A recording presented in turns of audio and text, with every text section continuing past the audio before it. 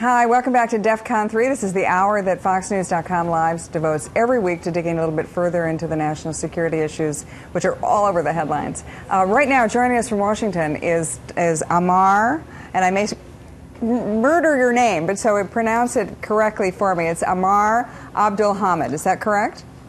Exactly. There you go. Okay. Now, Amar is someone who's in the United States now, but had been in Syria, is a Syrian and very involved in the Syrian dissident movement. When you look at the headlines today, and I'll get to those in a minute, but what do you make of what's happening in Syria today, where these movements continue on and on and on, get bigger and bigger, and yet the government is suppressing them so violently? Well, of course, it's really, on the one hand, it's very inspiring to see the protest movement led by young people and who, despite the heavy crackdown by the security forces and the tanks, the army tanks, basically, they still come out and they still chant that they are for national unity, that they want to topple the regime, but they are committed to the peaceful nature of their movement, and they are not being intimidated. One of the major cries that we always keep hearing, no more fear, no more fear, in a police state where for 4 years any kind of free expression have been violently suppressed. It's really very encouraging and inspiring to see these brave young men and women take to the streets and insist on facing tanks with their bare chest and without any fear. So this is a major development, very inspiring development. On the other hand, the commitment by the Assads, the rulers of Syria right now, to violent crackdown, to not even listening to their own people, not trying to do any kind of proactive move to reach out to the people, to begin a serious national dialogue for change, is really disheartening. But it's also expected. I mean, they have gotten used to being in power for so long without being questioned, without being held accountable. I don't think they can even fathom how this docile population, in their opinion, have sort of rebelled against them and is willing to up the ante and ask for their ouster within a few days after the beginning of the revolution. Okay, well, Mr. Abdulhamid, you know, the president, I don't know if you have been following the news, but within the last few minutes, the president and the White House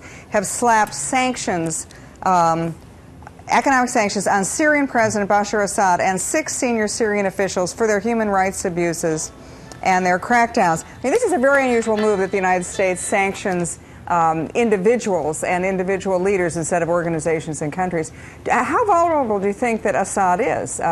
Is this something that's going to make a difference, these sanctions? Is he going to step down? Is he likely to be toppled? I mean, what's your assessment of it?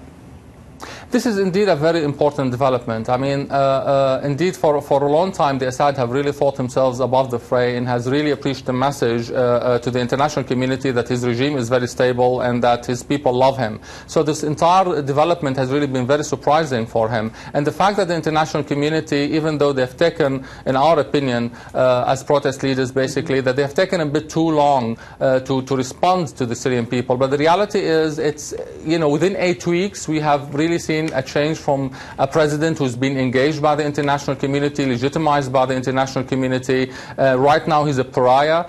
He's not wanted. Even his closest ally in Turkey, up until a few weeks ago, they were calling him a friend and, you know, and urging him to reform. Now they're distancing themselves from him.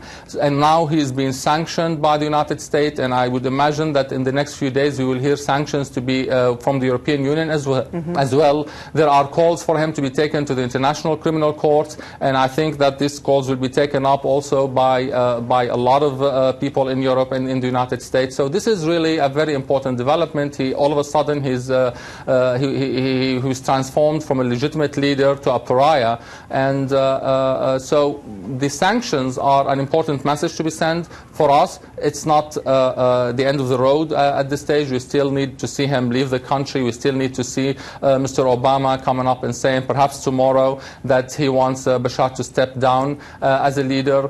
We want the European to send that kind of a message very soon, and we're hoping that this kind of diplomatic pressures and coming from different actors in the international community will convince the Assads that crackdown is not working and that his days are over, that his time is up.